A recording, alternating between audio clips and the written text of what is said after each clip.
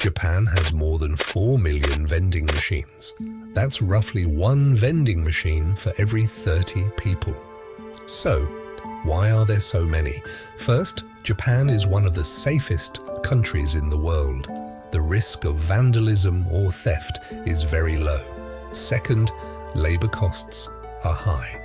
A vending machine can sell products 24 hours a day without needing employees. Third, people in Japan value convenience. You can buy coffee, fresh drinks, ice cream, umbrellas, even hot meals from vending machines. Finally, Japan has limited retail space in many cities. Small vending machines fit almost anywhere.